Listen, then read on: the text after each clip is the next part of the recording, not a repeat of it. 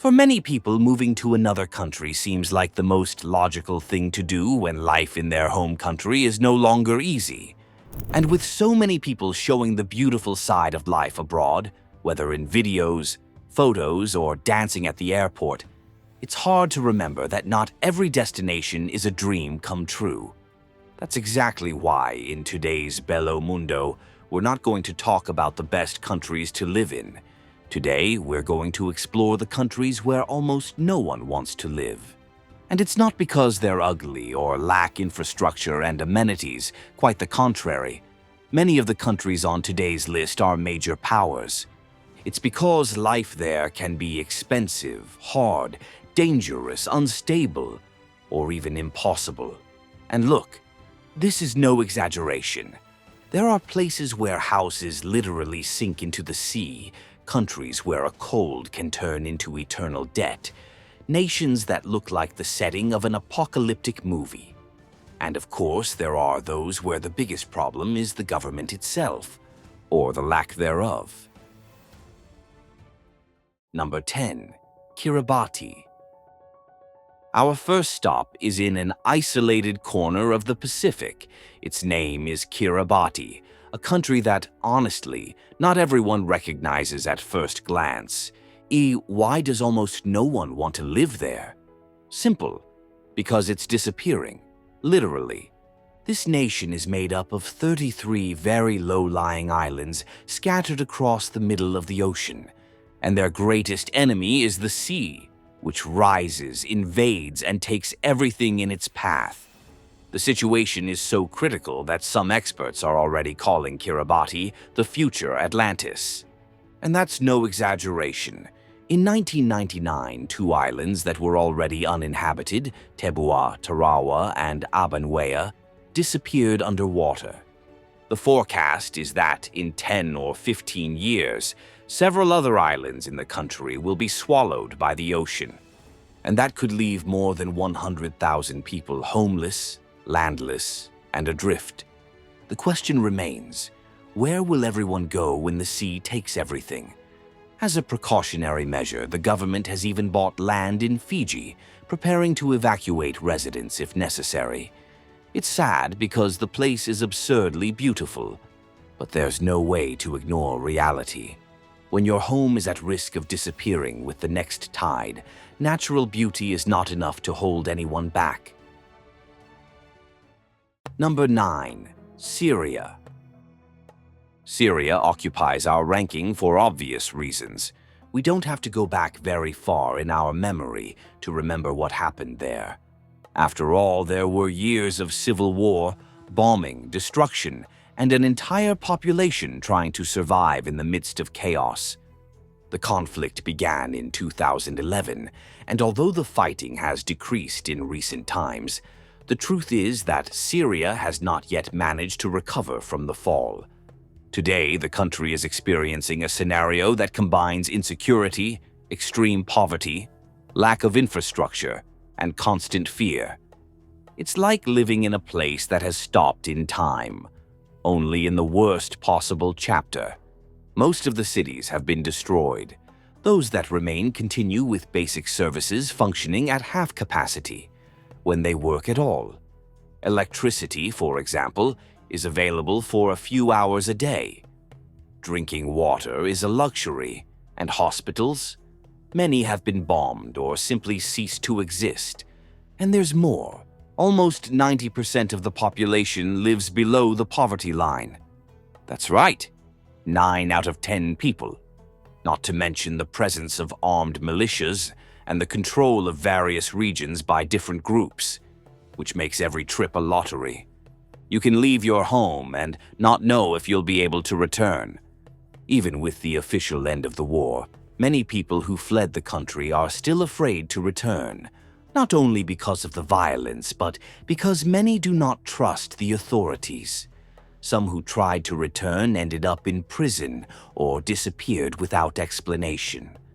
Reconstruction seems a long way off. The government has no resources, the international community is divided, and the people are exhausted. Number 8. Brunei.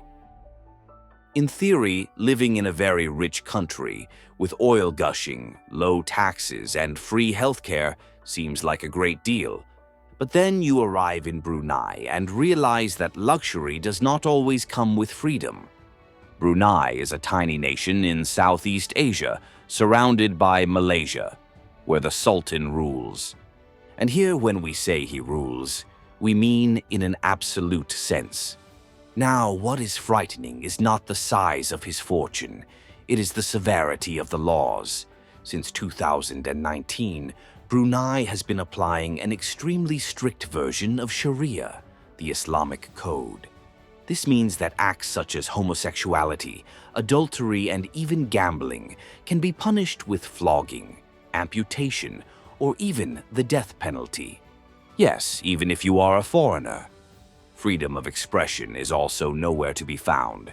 Public criticism of the government or the Sultan can lead to jail time.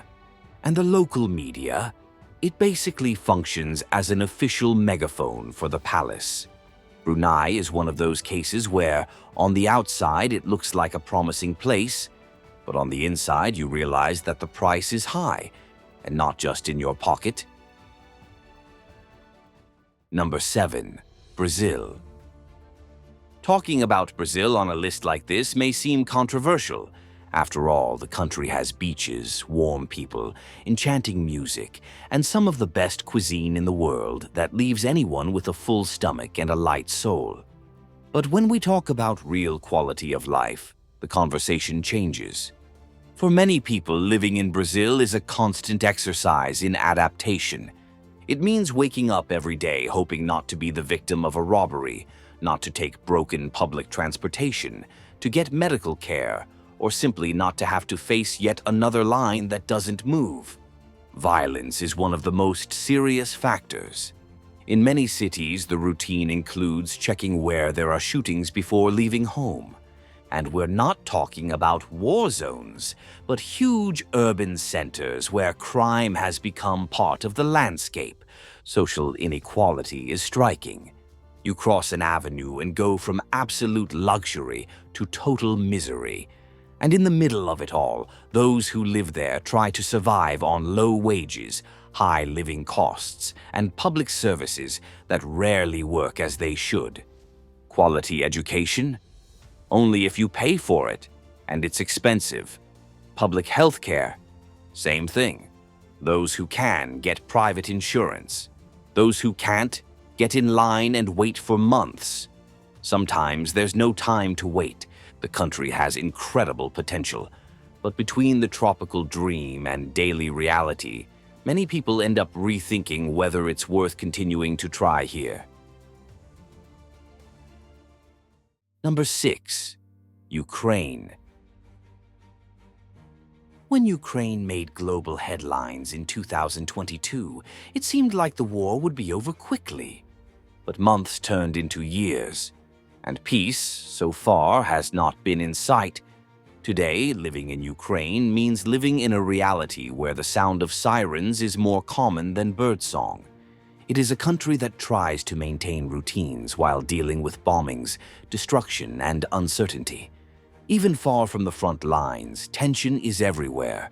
Schools operate as air raid shelters. Children learn where to hide before they even learn their multiplication tables. Hospitals are prepared for trauma before anything else. Larger cities try to maintain some normality, but blackouts, sirens, and constant fear have become part of the routine. And then there is the cold, which is no joke there. And in times of war, being without heating can be a sentence of suffering. In addition, millions of people have been forced to leave their homes. Some have fled to other countries. Others have been displaced within Ukraine itself, living in shelters or improvising housing wherever they can.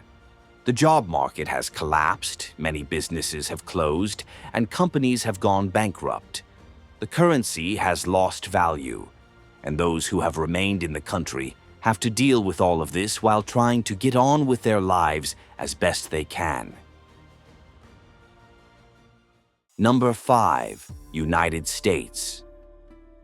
It may seem strange to see the United States here. For a long time, the country was almost synonymous with a change of life. Wealth, freedom, opportunity, that American dream that appeared in so many movies, books, and exchange programs. But that dream is much harder to achieve now, and for many people, it simply no longer exists. Social inequality in the United States has grown to such an absurd level that, in many cities, you walk down a street full of modern buildings, and on the next block there are makeshift shacks, people living in tents, and lines to receive food at shelters. And it's no use saying that this is only a problem in large cities, because the problem is structural. The cost of living has skyrocketed, especially for healthcare and housing. Buying a house has become a luxury, and paying for a simple medical appointment? It can turn into debt for the rest of your life. To give you an idea, cancer treatment or emergency surgery can cost so much that some people literally mortgage their homes to try to get treatment. Others give up on seeking help. Some people would rather pull out their own teeth than pay for a root canal. And then there is another silent drama, the opioid crisis, which has become a national tragedy. Strong drugs, initially sold as painkillers, have addicted millions of people. The result: an epidemic of addiction, thousands of overdose deaths, and an entire generation impacted. Urban violence is also a harsh reality. In many states, firearms are easier to buy than a used car. The result is frequent shootings, even inside schools. Families who once moved in search of safety now live in a state of alert. And if you are a foreigner, things can get even more complicated. Hostility toward immigrants has increased in recent years. The country that once sold the idea of a land for all is now building a wall at the border, tightening deportation policies, and fueling xenophobic rhetoric on national television. Today, living in the United States means knowing that freedom and prosperity exist, but not for everyone. Number 4. United Kingdom. Many people still look at the United Kingdom with that air of elegance, beautiful accents, and free museums. But living there is far from a stroll in Hyde Park. The cost of living in big cities, especially London, is surreal. Rent for a room can easily exceed £2,000 per month. That's not counting bills, transportation, food, and, of course, the famous British tax that creeps up on you and takes a big chunk of your salary. And then there's the NHS, the country's public health system. Yes, it's free, but it's also overburdened with few doctors, huge queues, and months of waiting just to schedule simple tests. In some places, there are no family doctors available. In others, the only option is to call every day at 8 a.m. and hope to get an appointment if you're lucky. On top of that, there's the weather. The famous London drizzle is just the tip of the iceberg. There are more than 130 days of rain per year, gray skies, damp cold, and limited sunshine. Many people report feeling sad, anxious, and even depressed due to the mood swings that the weather brings. Not to mention that the United Kingdom has a social formality that can seem hostile to those coming from more open cultures. Making friends is difficult, interactions are restrained, and the feeling of isolation takes many people by surprise. To top it off, the immigration system has become more restrictive and expensive. Obtaining a visa, renewing documents, or even understanding the rules is an endless bureaucratic process that wears down even those who are used to paperwork. Number 3. Spain. The image of Spain that the world sells is very tempting. Sun almost all year round, siesta after lunch, good beaches, and even better food. But in practice, life there is far from being an eternal afternoon in Barcelona. Let's start with one of the biggest problems: housing. Finding a place to live in big cities has become an almost impossible mission. Renting is expensive, and buying, well, better not even consider it. And this problem affects both Spaniards and foreigners. In fact, many locals blame the arrival of immigrants and digital nomads for the high prices, which fuels a climate of disguised xenophobia in some neighborhoods. But there is an even more sensitive issue: racism. If you follow soccer, you've probably heard about the racist attacks that Brazilian player Vinicius Jr. from Real Madrid has suffered in Spanish stadiums. The truth is that Spain, despite being historically influenced by diverse cultures, is prejudiced. People of African or Latin American origin face suspicious looks, difficulties in renting property, and even barriers in accessing basic services. And the numbers leave no doubt. According to the Spanish Ministry of the Interior itself, racism and xenophobia are the most frequent categories among hate crimes in the country. In 2022 alone, 755 cases were reported, an increase of 18% over the previous year. And even so, these figures show only the tip of the iceberg. A Cedres survey revealed that more than 80% of victims of racism in Spain do not report it. In other words, for every reported incident, there are several others that never reach the authorities. Spain remains an incredible country to visit. But for many people, living there means facing an invisible barrier every day, one that has nothing to do with language. Number 2, Cuba. Cuba is an island surrounded by sea and by blockades, rationing, and restrictions. From the outside, many people see a Caribbean paradise with vintage cars, lively music, and free public health care. But those who live there know the other side of the story: wages that are barely enough to buy soap, lines to get bread, and the constant feeling of surveillance. Although the healthcare system works better than in many countries in the region, access to basic everyday items is limited. The economy is controlled, tourism is state-run, and even opening a small business requires surreal bureaucracy. The average salary is around $20 to $30 a month. That's right, per month. The local currency is worth almost nothing, and the inequality between those who receive remittances from abroad and those who do not is striking. Internet? It arrived recently and is still expensive, slow, and monitored. Freedom of expression, limited, protest, risk of arrest. And even those who try to leave legally encounter a series of restrictions. That is why, even with breathtaking beaches, Cuba is one of the countries with the highest number of attempts to flee by sea in the world. People build makeshift rafts, launch themselves into the ocean, and hope to arrive alive in the United States or Mexico. The problem is not the people, who are resilient, welcoming, and creative. The problem is living on an island where, often, the biggest dream is to leave. Number 1, Venezuela. And finally, we reach the top of the list of places where no one wants to live. And it probably comes as no surprise to anyone. It is no exaggeration to say that Venezuela is experiencing one of the greatest humanitarian crises in Latin America in the 21st century. And the scariest thing is that it was not caused by war, natural disaster, or foreign invasion. It was a collapse from within. Venezuela was once considered one of the most promising economies on the continent. It had oil, good social indicators, and a rising middle class. But all of that has turned to dust. Today, the country faces a scenario that seems to have come out of a dystopian script.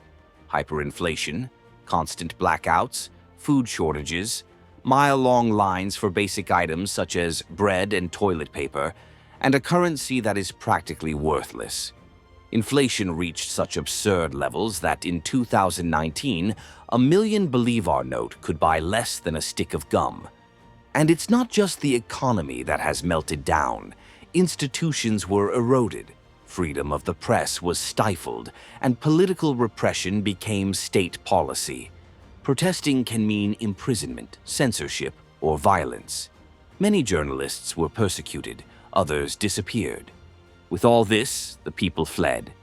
It is estimated that more than 7 million Venezuelans have left the country in the last decade, most on foot, crossing borders in search of shelter in neighboring countries such as Colombia, Peru, and Brazil. And those who remain try to survive with creativity, resilience, and a lot of difficulty. The government insists that everything is under control, but the streets show otherwise. Hospitals without supplies, schools without teachers, entire neighborhoods without electricity or running water. Venezuela has not only lost its stability, it has lost its population, its hope, and in many ways, its very identity. And so we end this journey through the countries where no one wants to live. Did you imagine that these places would be in the ranking? Do you know anyone who lives in one of them or has even lived there and can tell us what that experience is like? Share with us in the comments. And of course, if you enjoyed this video, leave a like, subscribe to the channel, and activate the bell so you don't miss the next videos.